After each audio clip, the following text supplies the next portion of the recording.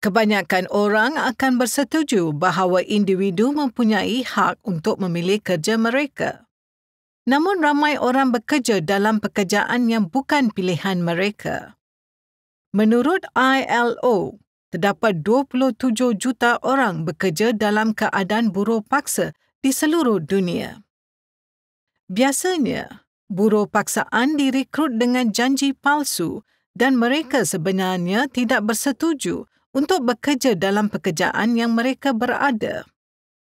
Dan mereka tidak boleh meninggalkan pekerjaan kerana mungkin terdapat penalti untuk berbuat demikian, seperti kehilangan gaji yang belum dibayar atau cagaran daripada hutang. Syarikat antarabangsa menyangka agensi pekerjaan yang mereka bekerjasama dengan akan mengambil pekerja secara beretika. Ini bermaksud pekerja yang bebas daripada hutang pengambilan, memilih untuk bekerja dalam pekerjaan tersebut dan bebas untuk berhenti tanpa penalti. Syarikat harus menilai sama ada agensi pekerjaan mereka mempunyai langkah-langkah untuk mencegah buruh paksaan dan amalan pengambilan mengelirukan. Di sini, kami akan menunjukkan langkah-langkah yang boleh diambil oleh syarikat anda untuk mencegah buruh paksaan. Pastikan ketulusan dengan memaklumkan pekerja secara tepat tentang syarat pekerjaan mereka.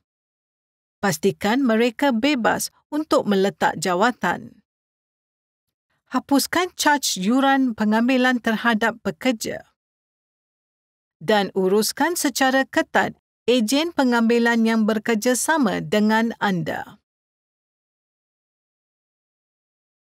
Mari lihat perkara yang terlibat dalam setiap langkah ini. Walaupun seseorang itu bersetuju dengan sesuatu pekerjaan, sekiranya mereka terpedaya tentang syarat atau gaji semasa pengambilan, majikan tidak mendapat persetujuan pekerja. Contohnya, seorang pekerja menandatangani kontrak di negaranya untuk pekerjaan kilang di luar negara. Apabila dia tiba, perekrut memberinya kontrak lain untuk ditandatangani. Perekrut itu mendakwa bahawa itu adalah kontrak yang sama, cuma diterjemahkan ke dalam bahasa tempatan. Dia menandatangani kontrak itu walaupun tidak dapat memahami. Kemudian, dia mendapati bahawa ia adalah untuk kerja pembersihan yang bayarannya lebih rendah. Syarat kontrak baharu itu berbeza daripada kontrak yang pada awalnya dia persetujui. Oleh demikian, dia tidak bebas memilih pekerjaan itu. Untuk bebas memilih pekerjaan, pekerja mesti dimaklumkan dengan tepat. Pekerja perlu memahami sepenuhnya serta bersetuju dengan syarat pekerjaan sebelum mereka menerima sesuatu jawatan. Pekerja asing perlu dimaklumkan di negara asal mereka sebelum meninggalkan negara. Pastikan agensi pengambilan melakukan sesi orientasi dalam bahasa yang difahami pekerja untuk menjelaskan syarat-syarat kerja dan memberi pekerja kontrak terakhir untuk ditandatangani di negara asal mereka. Menyediakan kontrak untuk mencegah amalan pengambilan yang mengelirukan dengan menjelaskan semua syarat. Ia harus mengandungi maklumat seperti gaji, manfaat, tempoh pekerjaan dan waktu bekerja. Jika syarikat anda merekrut melalui agensi buruh, sediakan kontrak itu sendiri untuk mengelakkan salah faham dan penipuan daripada agensi tersebut. Pekerja hendaklah diberi salinan kontrak yang ditandatangani mereka. Pekerja mempunyai hak untuk bebas bergerak, kebebasan untuk meninggalkan pekerjaan serta meninggalkan tempat kerja di luar waktu bekerja. Jika pekerja dipengaruh bahawa terdapat penalti kerana meletakkan jawatan, itu menghalang mereka daripada berhenti sesuka hati. Sebagai contoh, jika pekerja tidak menerima gaji tepat pada masanya, mereka mungkin tidak boleh meletakkan jawatan secara bebas kerana bimbang kehilangan gaji yang belum diterima.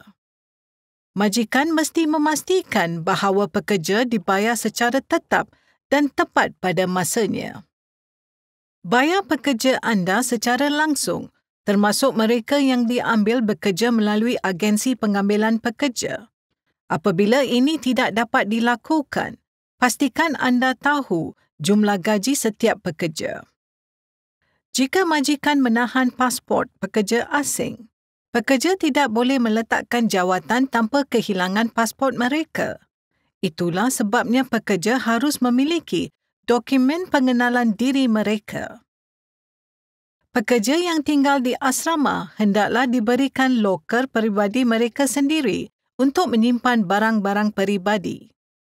Apabila bukan waktu bekerja, pekerja seharusnya bebas meninggalkan premis.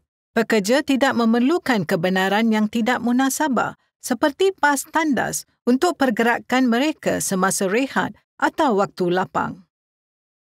Jika anda mempunyai asrama, pastikan mereka tidak menguatkuasakan perintah berkurung terhadap pekerja.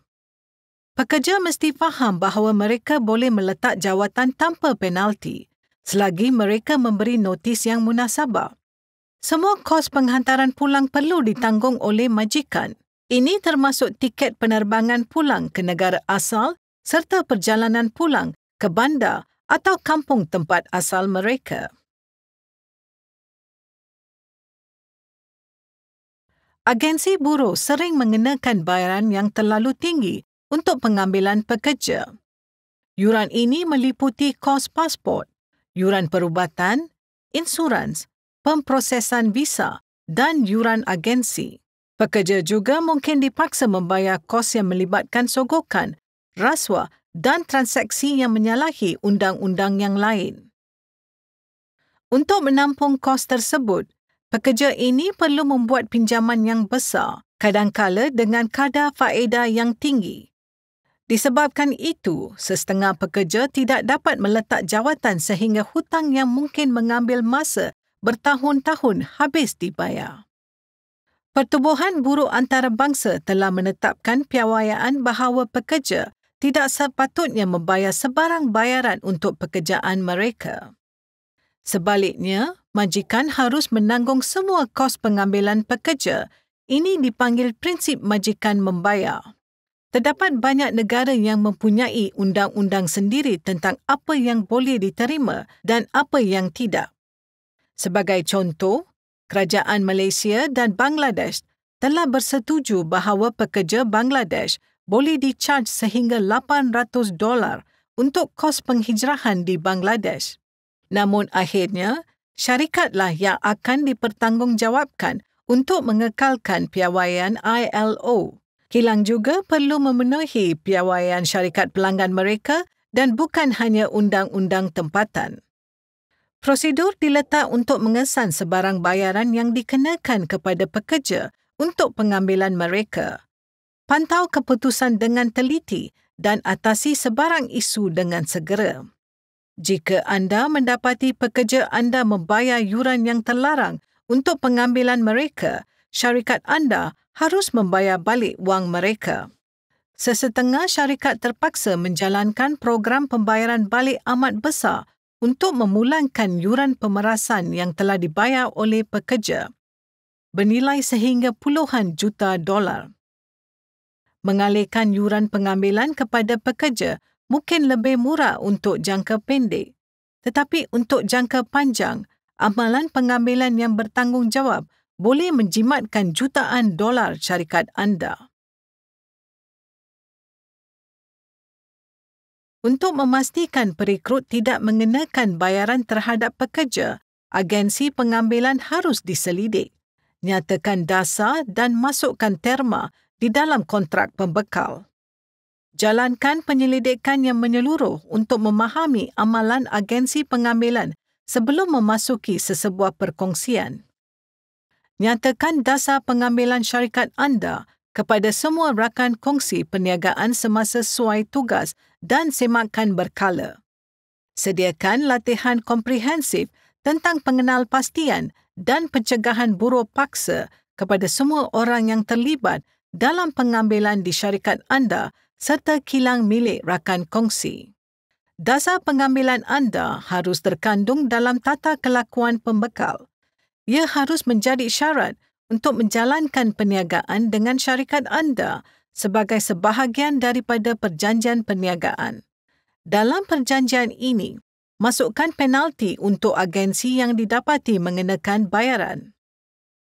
Pastikan perekrut mempunyai polisi mereka sendiri terhadap buruh paksa. Ini termasuk tata kelakuan yang merangkumi pembekal dan pekerja. Syarikat mengharapkan pembekal mereka untuk memastikan pekerja mereka berada di sana secara sukarela. Itulah sebabnya syarikat harus menilai proses pengambilan mereka untuk risiko buruh paksa. Memastikan ketulusan dengan memaklumkan pekerja tentang syarat kerja sebelum diambil bekerja. Pastikan kebebasan bergerak dengan membayar pekerja tepat pada masanya dan tidak menyimpan ID mereka. Hapuskan yuran pengambilan, berpegang teguh pada prinsip majikan membayar. Dan uruskan mana-mana ejen pengambilan bagi memastikan mereka mengikuti keperluan anda.